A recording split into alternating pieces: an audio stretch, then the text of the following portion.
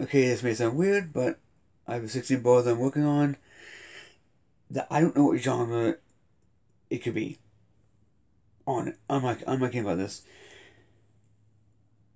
You know, I'm seriously not kidding about this.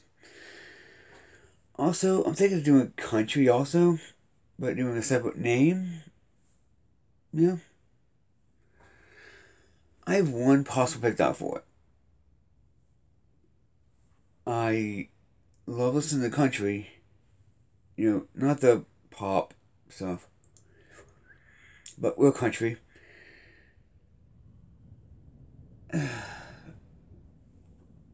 No, yes, the song, or the 16 ball I'm working on, was inspired by River Man by Hank Williams Sr.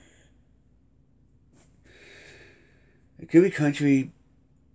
In my mind, I'm seeing it country, I'm seeing it hip hop, kind of. I'm seeing it kind of soul or blues.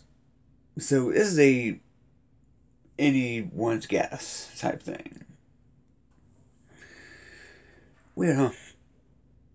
Anyway, peace.